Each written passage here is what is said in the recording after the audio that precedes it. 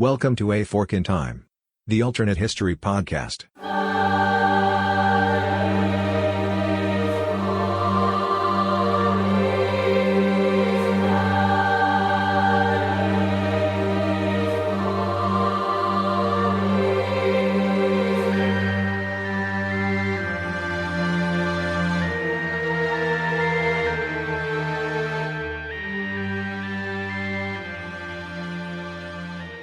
Welcome back to A Fork in Time, the alternate history podcast. Don leading out today, but I'm joined by an interesting cast of folks. They'll all sound familiar to you. Some of them are new. Some of them have been around for, Chris, you've been around for a long time now on the podcast. You're almost an old timer now. I was looking back at the episode numbers of when you first came around, and they were double digits, and we're solidly into 33 into or 34 into triple digits now. So, Chris, you're not new. No. The scary thing is we're coming up on the 2-year anniversary. We recorded the first episode the week the world shut down. Yeah, we were talking about that. I don't know if that was off podcast or on podcast. We were talking about that. But in addition to Chris Coppola, who you heard there, also have a couple of Erics here. One of the Erics goes back a little bit further. That's Eric Rush. Eric, how you doing this evening? Doing great, Don. Good to be here. And the newest member of our Fork in Time, and I think he'll probably obviously show up probably on the room where it happened at some point too, because that just tends to happen in these little podcasts that are connected to each other, and that's Eric Bond. So Eric, good to have you here joining us with this group for the first time as well. So happy to have you once again with us. Good to be here. Good deal. We're going to roll straight into this. I've been thinking about this topic probably from when we first launched the podcast. And part of it because it ties to some other things that I do and that are part of other responsibilities that I carry in my life. One of those is teaching a Bible study in my local church. And we were launching off at about the time that the podcast was kicking off on a study that I was leading out that was historical in the church realm. And so this event kept coming back to me as something that would make an interesting fork in history. And so the event we're going to talk about today is what if Constantine, that would be the Roman Emperor Constantine, had not converted to Christianity. And so our fork today is going to be a non-conversion for Constantine. So let me take care of a little bit of the housekeeping before we engage and have everybody here throw a little bit into the historical what did. I recognize that a lot of historians question whether or not this conversion was a quote-unquote true conversion. Did he convert for political reasons? Did he convert for reasons of conviction? That we would call them religious reasons, or was it just a happy coincidence that it was both? Regardless of where you fall on that, I think it doesn't matter for the topic in general, because whether his conversion was genuine as a personal conversion or not, it happened. And so it had its influence, whether it was, a true conversion at the time, whether it was a true conversion later. I think we will probably talk about a little bit of how things spun out over his life. He had a conversion, but then he had a deathbed baptism. So the question is, at what point did he really convert? But there's no doubt that his conversion meant the conversion of how Christianity stood inside the Roman Empire. That's where the historical import comes in. There's no doubt that is significant. But I think we can talk a little bit, and we'll talk a little bit about, looking for the sincerity of that conversion. But I think it doesn't really matter for the historical fork, except that it's just an interesting thing that's there. Although you might argue, now that I've said all of that part of how you set the fork up, and we've decided the fork's going to be as if there was not at the famous battle. I'm trying to remember if that's 1311 or 1313. I've just suddenly lost my train of thought on that, but the battle was 1312, if I remember, Don. 1312, yeah, and we'll talk about that in particular here. But what we remember about the battle is the story that it's told is that Constantine saw a vision in the sky. Now, what exactly he saw seems to be some type of light, and seems to have an element of a cross or perhaps an ichthus type of symbol that he saw. The ichthus being the shape of the fish that is so associated. The cross and the fish are the two symbols of Christianity that are pretty consistent throughout most of its history. and that he saw one of those two symbols, and he, depending on which account you read, heard a voice or saw the words, but basically it's under this sign conquer. So he's getting ready to go into battle. And what's of import here is that he sees what is clearly identified in his mind as a Christian symbol, and that this symbol is going to bring him victory if he takes this on as the reason that he's going to be successful. And then as a result of, if he is successful, that he will honor that. Did I do that a fair job, guys? Is there anything more any of you would like to add to sort of that just quick summary of what sets up Constantine's conversion? The only thing I would add is that the specific symbol is a Chi-Rho, which is the first two letters in Greek of Christ. And so what you see there's like a P and an X, and it's again often associated with, the P has a cross element to it in some elements, and then the X element has the element of the fish thing. That's why those two things connect together. Yeah. So, Yeah. But you're right, the Chi-Rho. Yeah, if nobody knew Greek, they would probably just see it and it's like, okay, no keys allowed. Yeah. It looks like a key with a giant X through it, and it's like, no keys. Everything is unlocked here. Yeah. So I think it is important in terms of setting up the what did here, and we don't want to spend too much time on the what did. This is not the Rome of Augustus Caesar. This is not the Rome of first century Rome. This is not even the Rome of Marcus Aurelius. This is the Rome that is several hundred years removed from what you might call its zenith in terms of absolute power. Maybe not in terms of territory controlled, but in terms of absolute power. And it's also not the Rome of a clear-cut single ruler, which is part of the reason this whole thing is going on. This is not him going and conquering some, as they would call them, barbarian people in the sense of under this sign. It's actually in the middle of what essentially amounts to a Roman civil war, as I remember and understand the story. Do I have that right, guys? Absolutely. And quite a messy one at that. Yeah. And part of it was because before that, there had been, I'm trying to remember now which emperor it was. I don't have that direct set of notes in front of me. The empire had been divided into two halves or four halves, or four parts, depending on how you want to describe it.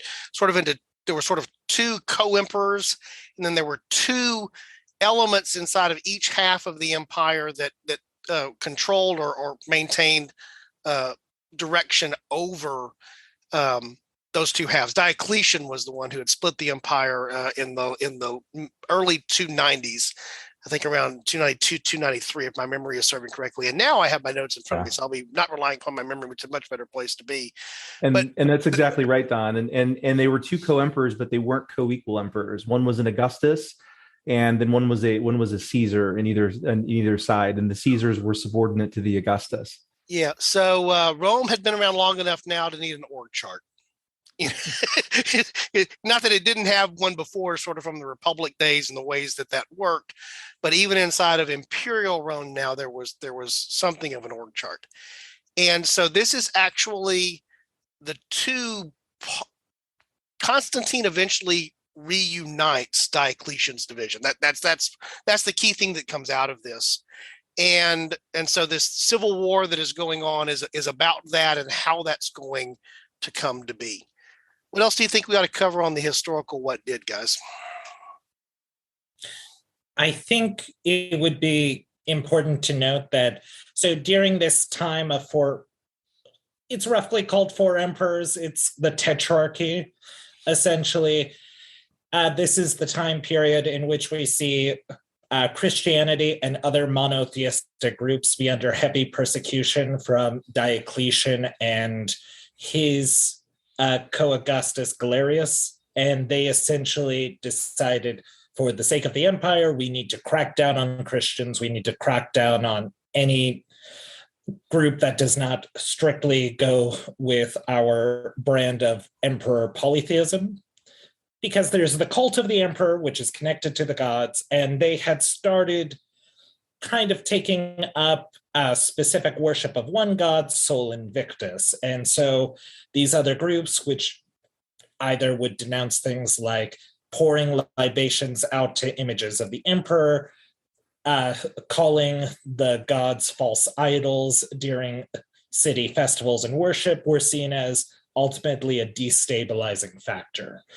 The problem is that after Diocletian had done this, not all of the emperors agreed or thought it was a good plan. Constantine's father, who is the Caesar, so a junior partner to the province of Britain and Gaul, kind of only selectively enforced the rules. He had more of a lighter hand to where he's like, okay, I'll take some property from some Christians. That's not a big deal to me, but I won't kill them. That seems excessive and would be difficult to enforce. Right. Yeah, I'm glad you pointed that out, Eric, because there are multiple periods of extreme persecution of Christians that exist, literally from the founding of the religion in the first century on. But it's not consistent. It's not like there's 300 consistent years of the exact same type of persecution. It's very much about the personalities of the emperors, or those, and the motivations, as you said, of, we don't like the fact that they're gathering property. We don't like the fact that they're in a position of authority here. And the empire was a big place. And so even when there was an emperor who was opposed, and the type that was not only permissive of, but in some cases encouraging persecution, that doesn't mean that it also happened empire-wide, because it was somebody locally had to be willing to do that. And in many cases, the relationships that existed in local areas far from Rome were either far friendlier to Christians or were the opposite at other times. So again, this idea of consistent, yes, it's one empire, but there's not consistency in terms of how this plays out. And to your point, there's not even consistency on religious worship throughout most of the empire. There's a variety that's going on there. Some of it being the inherited Greek, now become Roman gods. Some of it being, the Sol Invictus scenario that really is closer to what we're talking about here. There's other, there's warrior cults like Mithras. There's elements of Zoroastrianism that have crept into the eastern side of the empire. There still is now dispersed. There are Jews that are now dispersed throughout the empire because of the diaspora after 70 AD and the destruction of the temple in Jerusalem. And so there is diversity of religion throughout the empire. And it's actually, I think that's one of the most interesting things about that we'll talk about in this fork, is how there was diversity and then there sort of wasn't. There now was going to be a more official state religion that was different than the state religion that existed before, and that Christianity, being a non-recognized and in some cases persecuted religion, becomes the official religion of the state. That's one thing I'd talk to, is a lot of these other religions were very accepted and were kind of conglomerated onto what amounted to the Roman religion. One of the big problems with first Judaism and then Christianity was the first commandment, that I am the Lord thy God and you shall have no other God other than me. When all of these other groups are coming to contact with the Roman Empire, fine, we'll make your gods gods too. We'll just include them in the pantheon. But the core tenet of those two monotheistic religions said that is unacceptable. So that set up a lot of the conflict, where some of the other minority religions were perfectly accepted and flourished under the empire. Right. Yeah. That's a great point, Chris. The other thing I just want to mention about that is that, again, talking about this idea of how much tolerance versus non-tolerance existed, which ebbed and flowed throughout the history of the empire. There was a time, for example, before the rise of Christianity with Judaism, that as long as they pay their taxes, in fact, this is the setting of the New Testament in terms of where Judaism was with respect to Rome. The Sanhedrin exists. It's a fairly autonomous body as long as they don't step out of line, as long as, borrowing again from scripture, render unto Caesar what is Caesar, render unto God what is God, and everything is okay. As long as Caesar gets his taxes, he's good with this. But there was definitely more of a disparity between these two monotheistic faiths, particularly Christianity, which had arisen to be the more prominent of the two, and the all-inclusive. Sure, we can add that. We can add that. That's just another thing on the buffet. We'll just add one more thing to the buffet. And I will just plug here for those of you that are familiar with Bernard Cornwell, who's a great historical fiction writer. I first became exposed to the idea of Mithras in one of the best audiobooks, by the way, I've ever heard, and a strong book called The Winter King. If you like the Arthurian story, this is just a plug. I couldn't say Mithras and not throw this in. I tremendously recommend The Winter King and the books that follow that. It's one of the best tellings of the Arthur legend with sort of a little bit more of a basis in history, but still picking up a lot of the legend stuff that's there. So that's a free plug. I recommend it as an audiobook. It's one of the best audiobooks that I've ever listened to. So The Winter King is a good thing there. But I mentioned it because of Mithras being heavily involved in the plot of that. And it was the case of the Christians who maybe were adopting some of the Mithrathic practice if they were warriors and back and forth. There's even some who will say that Christianity borrowed or stole or incorporated elements of Mithras into what became early Christianity. We're not going to go down those paths today, except for me to acknowledge that if you're a listener and you're familiar with that, we are familiar with that too. But that's not where we're going to be focusing in here today, except as how it touches to this. So again, the sign that he sees is at the Battle of Milvian Bridge, which is basically right there at Rome. This is where this contest is happening. And he sees this sign, and basically it's under this sign, conquer. And again, that sign being the Chi-Rho, recognized as a Christian symbol. Anything else about the setup there, guys? The only thing else I would add is Rome's basic conception towards religion was that when they would conquer an area, they would essentially say, your pantheon, we're going to add their names to our gods' names, and it's going to be like an epitaph. So that's how they kind of understood the world. So when they met people who believed in the Norse religions, they were confused because it's like, why is Mercury the leader of these gods? I know they call him Odin, but it's just weird. With Judaism, they gave an exception because it was like, well, it's an ancient religion that's older than our state, so we'll give them a free pass. Like you said, pay the taxes, don't cause trouble, we'll be fine. Christianity also comes up into trouble because, well, the Romans killed the guy.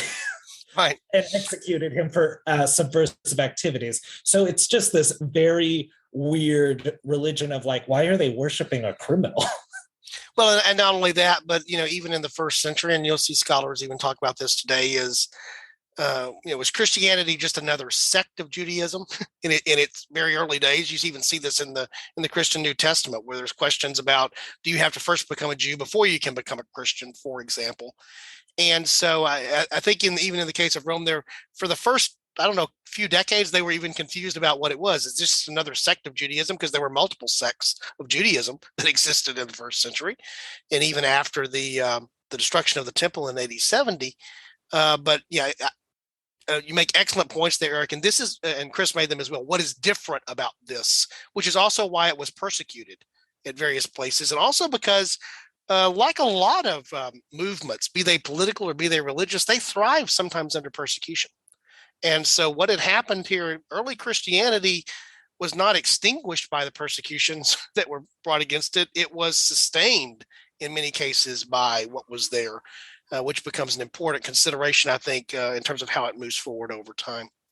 Well, I think, and we're jumping ahead a little bit here, but I think it's important for the setup to say that with this in mind, with Christianity still flourishing in spite of the fact that it is at least regionally persecuted, it is still a religion on the upswing. Yes, it is becoming an increasingly popular religion, and that plays into probably Constantine's decision here. And I'm tipping my hand a little bit what I think about Constantine as in terms of his decision making. But I think it's important to note that Christianity was very much on the upswing in the empire at the time. So in the excellent point, Eric. And so in picking up again, just closing out the what did here. So again, the what did could go on forever because the what did goes down all the way to today. So, where to stop it is the tough part. But that certainly what did happen with Constantine's conversion is that persecution, well, by the way, persecution still existed against Christians. It didn't just automatically stop, but it was not state-sponsored persecution. And in many cases, the state was now protecting churches and leadership that existed in various parts inside of the empire, which was an important thing that was there. Constantine's going to relocate the capital. That's one of the things that he's most known for. Rome becomes Constantinople, and as a result, we have the eastern part of the Western Empire, the Byzantine Empire, that lasts for a really long time after the German quote unquote barbarians. Anybody who's not Roman is a barbarian. That's their definition of the term. Goes on from there. But Constantine then also formally endorses or allows meetings to take place. Probably the most noticeable of those is one of the first great ecumenical councils, of which they're normally recognized to be 7, and that's the Council of Nicaea. And the Council of Nicaea is not just a gathering of all of the leaders, normally referred to as bishops throughout most of the empire, who are the leaders in particular cities or areas, prominent cities inside of that. Alexandria, for example, and Egypt being one of them, Antioch in Syria being another one. But these the bishops and the other leaders who had gathered together before, and they had councils and they had discussions. This one was different in that Constantine organized it. He brought it together. It was under his protection, under his authority, and he is there for the whole council. Or most of the council. So if there's any question about whether this is a legal gathering of Christian leadership to gather to discuss what were inside of the church and are still considered to be by theologians important questions that needed to get decided, heresies that needed to get confronted, and things that needed to be sorted out, it wasn't just the religious leaders. Oh, by the way, there's the emperor sitting over there who's obviously giving his assent to this. And one of the other things I remember the first time, one of the things that Constantine does is pays for the preparation and distribution of a large number of Bibles. And that's a big deal. There's no Gutenberg yet. So there's no printing press. So producing these Bibles is a very expensive and time-consuming endeavor. It's nice to have the emperor's purse that's going to do that for you to make sure that it's going to happen. And so in the real timeline, the Council of Nicaea, and eventually Christianity becomes essentially the recognized formal religion of the state. Constantine is baptized on his deathbed. His mother goes on all types of journeys and pilgrimage. She's identifying holy sites all over the Holy Land, left and right. Many of the sites that are revered today, she believes were revealed to her. I should also say that it's not like once this happens, it's set in stone that Rome is forever Christian, because there are periods of time when there are emperors that come into power that reverse this, and it goes back and forth.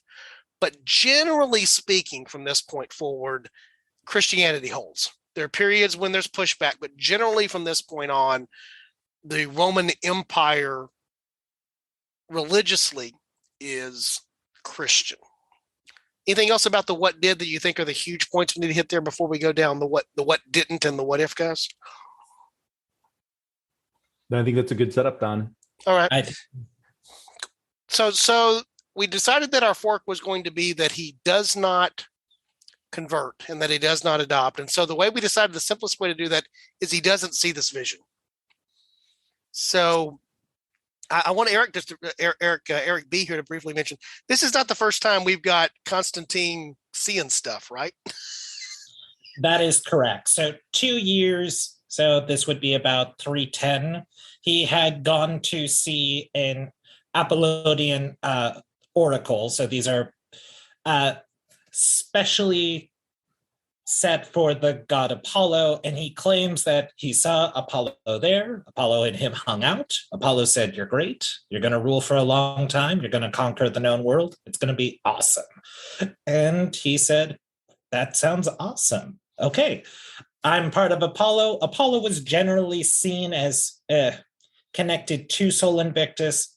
They share a lot of the same qualities, mostly sun-related imagery. Not that sun with a U. It gets confusing. And we can go into that later. But at this point, he starts making coins that connect him with Sol Invictus and with the god Apollo.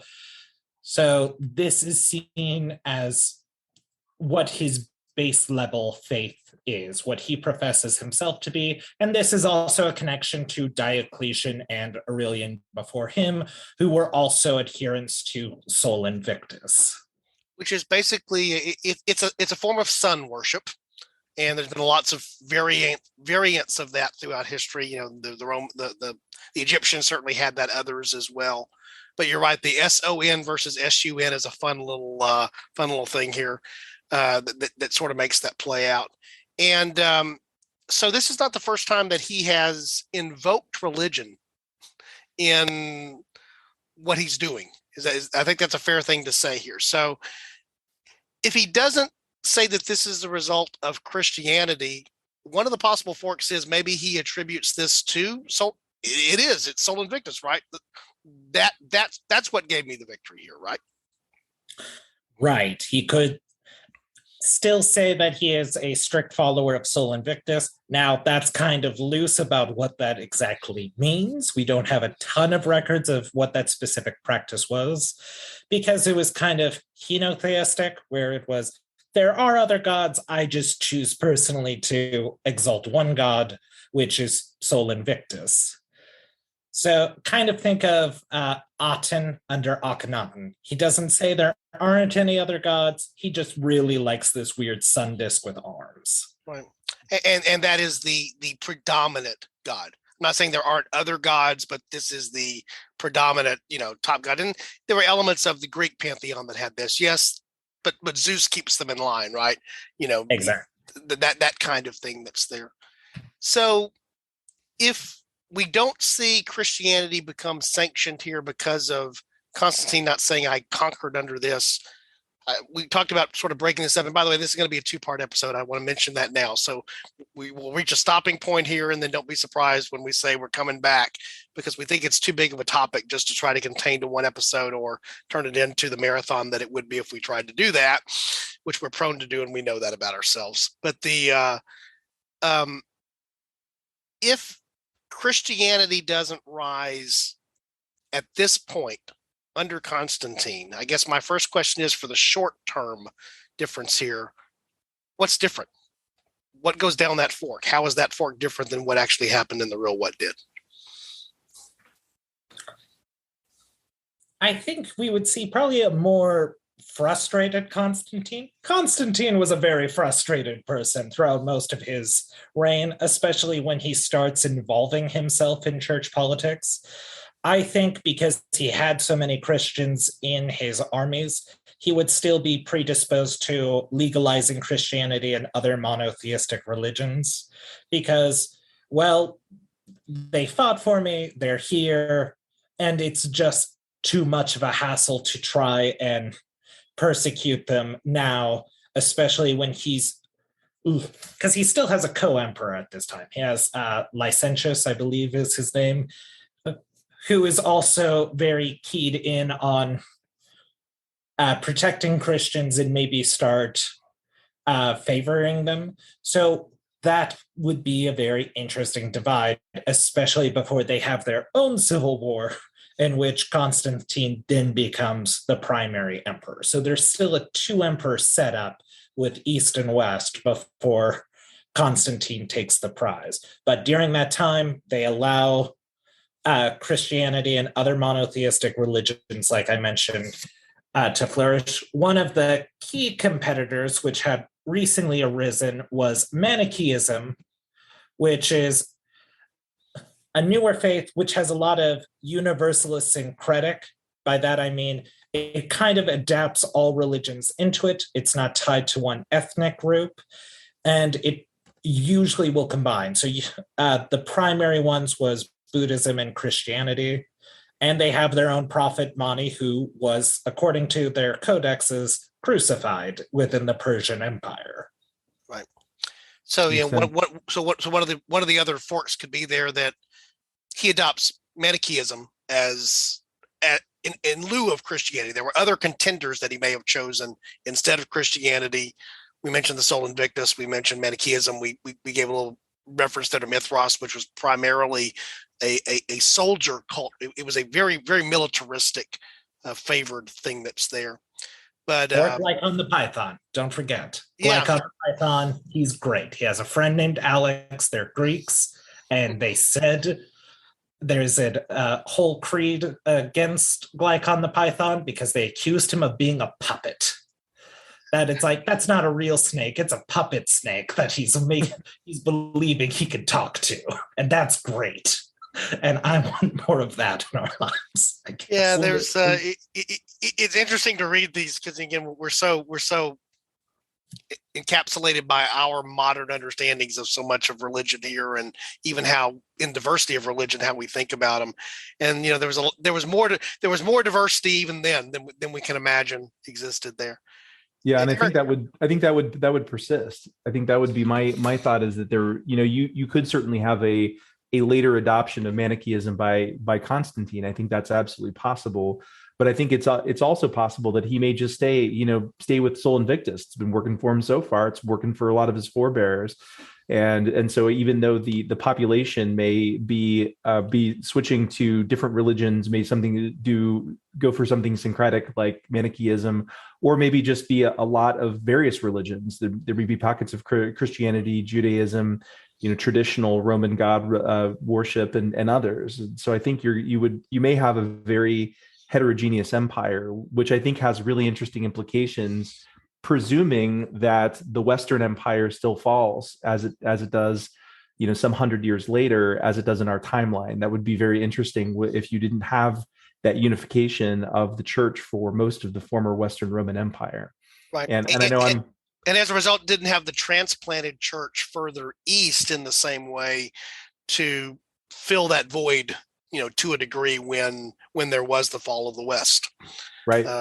You know, the political West fell. Rome as a center of Western Christianity didn't. That was what happened with, you know, pick your year. 476 is the one that I tend to center, you know, figuring out which one of those sackings of Rome you really want to call the end of the Western Empire. But a big thing that's there. One of the things I wanted to chase just really quickly, and I want to be careful not to pull this too far down the theological bend, but there was a reason that the Council of Nicaea was called. There were lots of reasons why the Council of Nicaea was called, but one of the major reasons that was called was that there was a rising, growing schism in Christianity on a particular theological, philosophical topic, and that was what came to be known as Arianism. And boy, you could really go deep here, so I'm not going to try to go deep into what this is. But basically, what the first thing that is trying to be sort of determined at that council, it plays out over most of the ecumenical councils moving forward from there, is the Christian doctrine of the Trinity. And who is Jesus versus God? Jesus is God, but he's also not. So they're trying to figure out what this is, and Arianism is one of the ways that this is brought forward. And this actually, there are two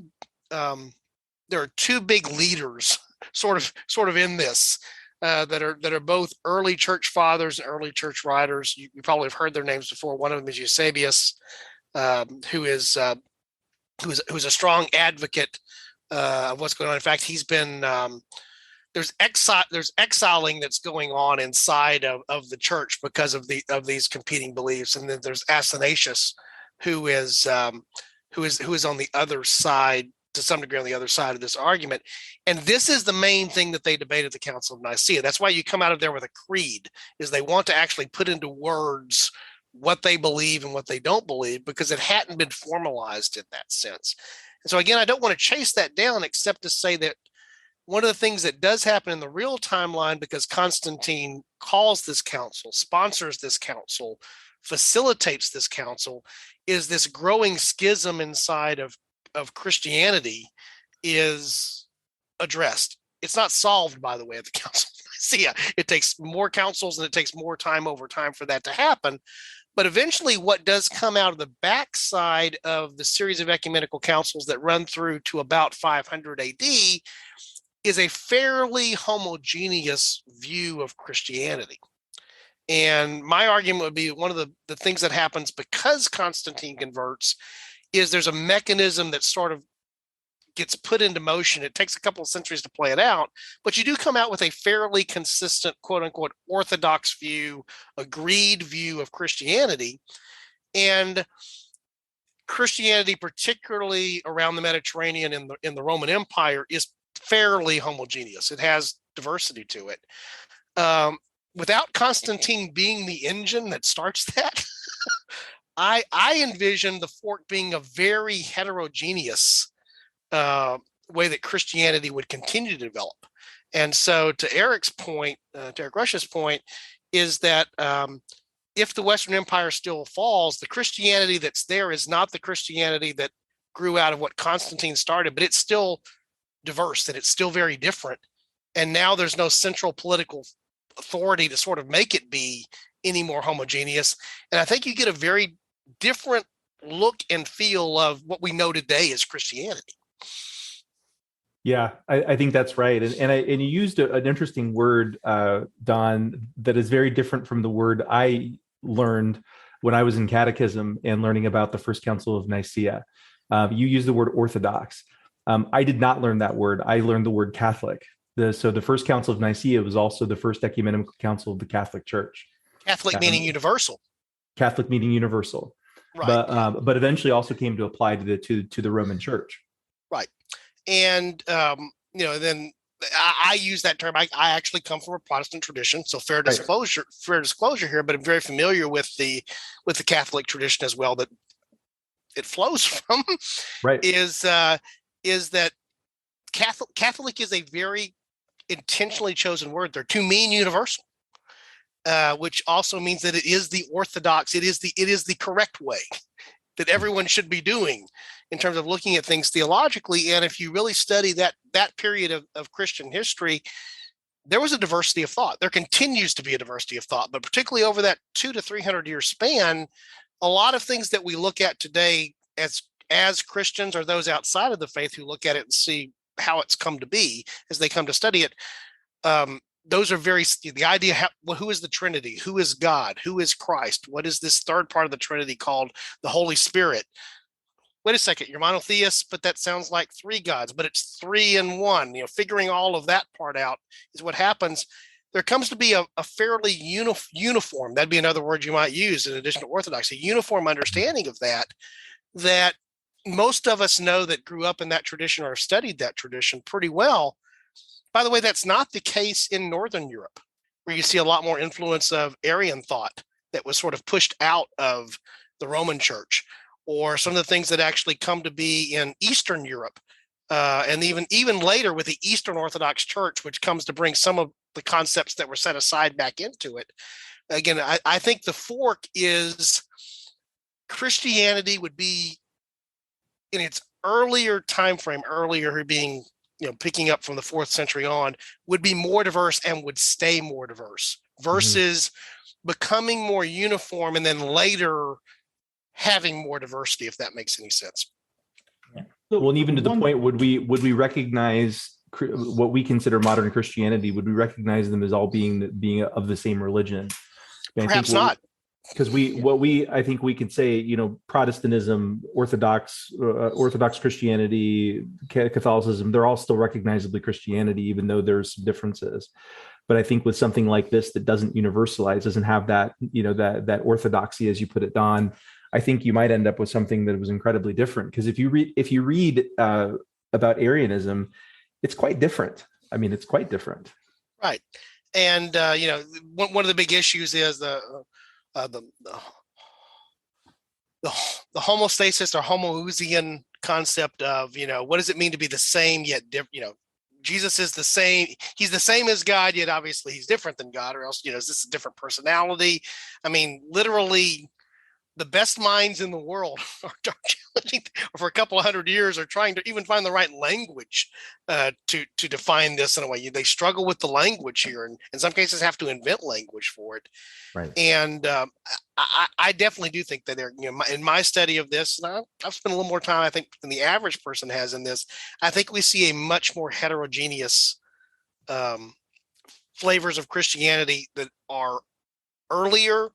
They persist for longer.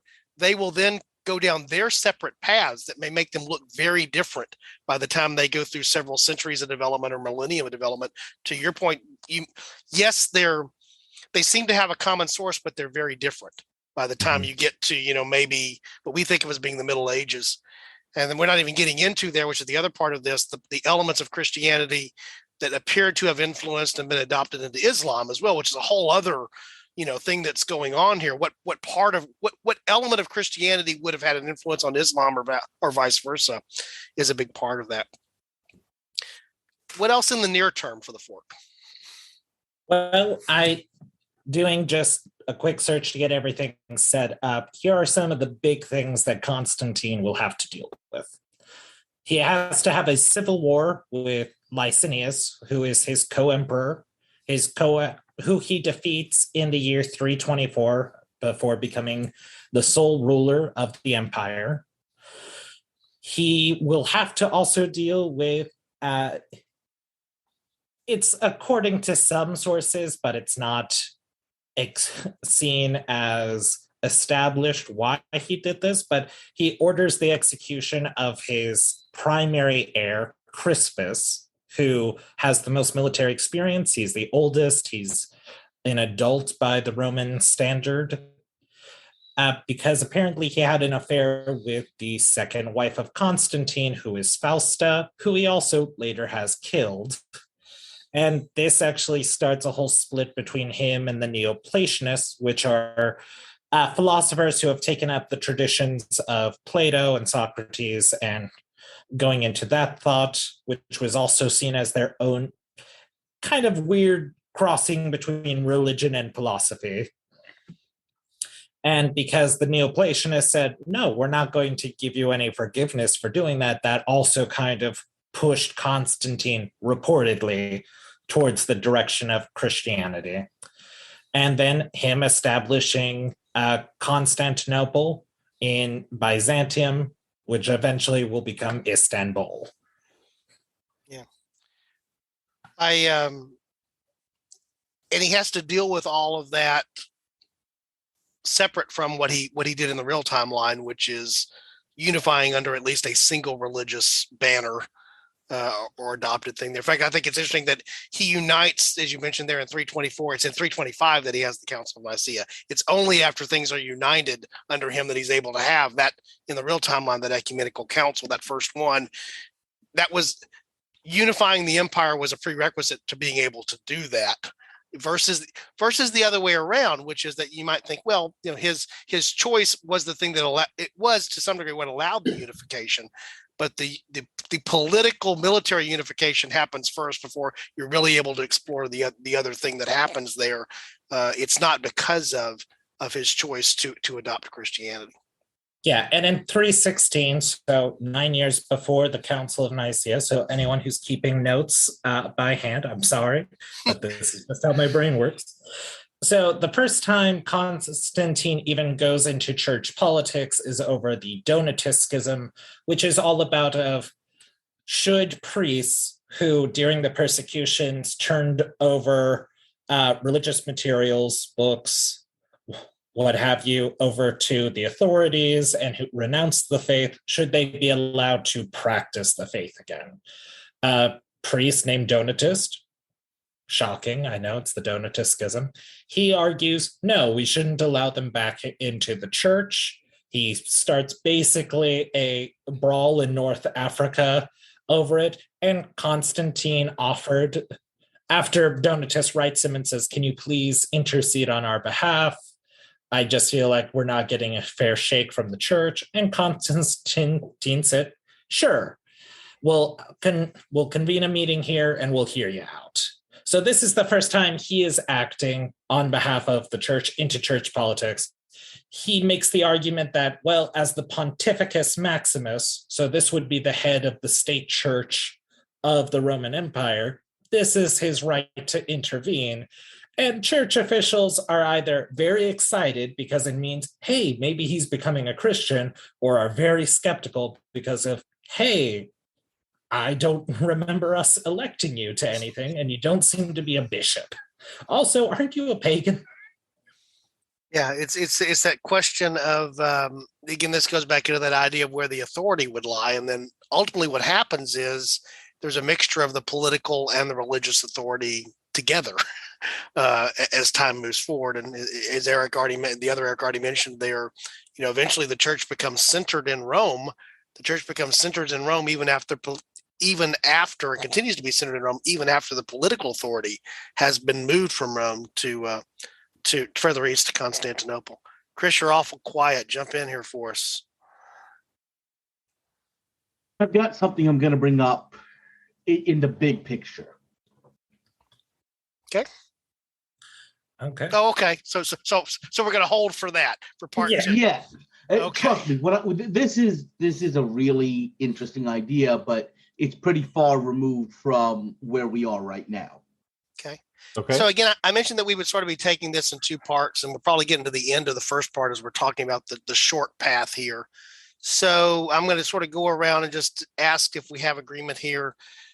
We still think that whether Constantine conquers under the sign or just conquers, he's successful, right? That Yes. eventually he does restore the empire back under a single unified rule, moving away from the tetrarchy then to the sort of the dual concept that's there. Does he still move the empire's capital further east for the reasons that he does? So we still end up with Constantinople, we believe? I think so. I mean, I think the reasons for creation of Constantinople to me were more far-ranging economic and political reasons than the conversion. So I think he still does that. And Okay. now, does it look a little different? Perhaps. With the way it's constructed, with the less, at least unofficial Christian influence, maybe it does for the time. Okay. And it was suggested, I think, by more than one of the folks here that he probably is fairly lenient was the word that popped up. Fairly tolerant. That's the word I'm really looking for. Tolerant.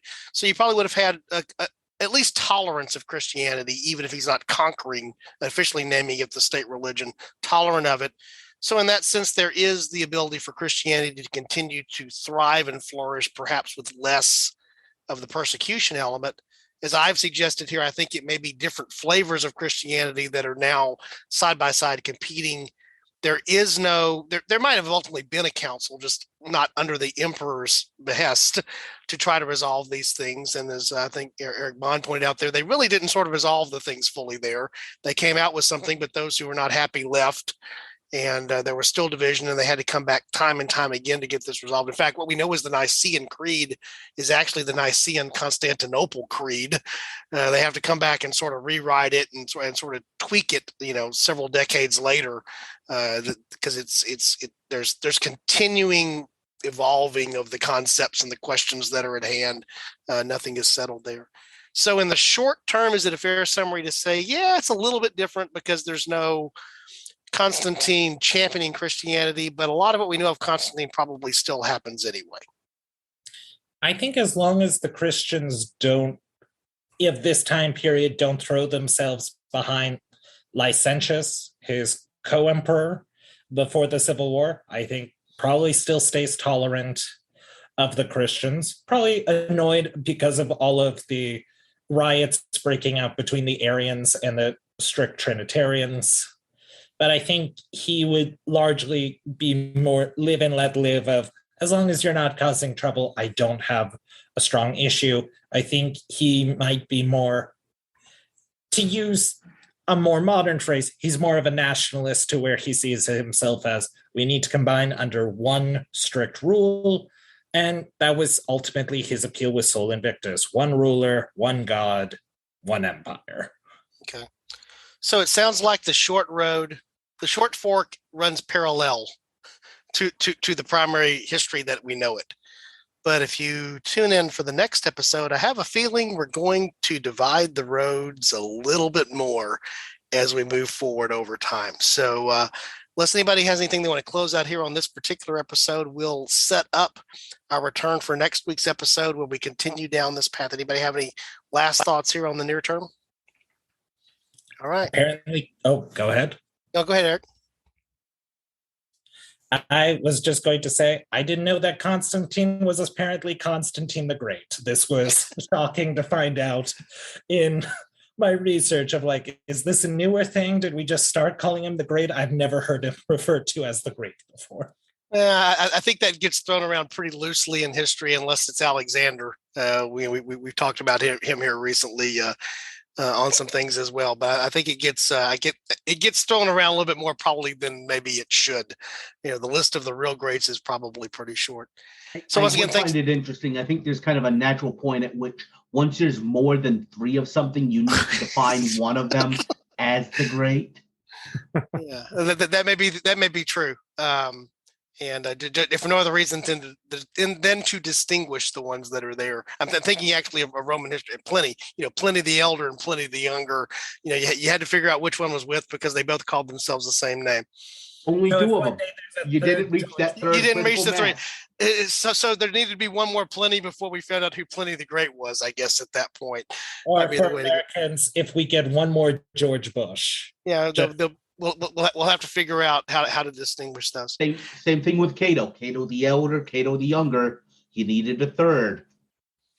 Yeah, Cluso's butler. That's the good. Well, and I think I'm thinking about this not in terms of Roman empires, but Carolingian Frankish kings and early French kings always had some sort of modifier, and often it wasn't very flattering. Yeah. The short, the bald, the stammerer. They weren't. One was called the sluggard. These were not really very flattering names in many cases, and so I think I would take the Great. but the one that we know probably most, being Charlemagne, is Charles the Great. Charles the Great. Yeah. So so it holds there. All right, we're going to invite our listeners to join us back for next week's episode. So between now and then, I invite you to visit the website at www.aforkandtimepodcast.com. And we hope you join our panel here as we come back for part 2 of What If Constantine Had Not Converted. And we'll talk to you then.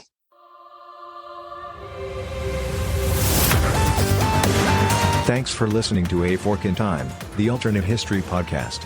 Learn more and provide feedback by visiting our website at www.aforkintimepodcast.com. Connect to us on Facebook at facebook.com/aforkintime or follow us on Twitter at AFIT Podcast.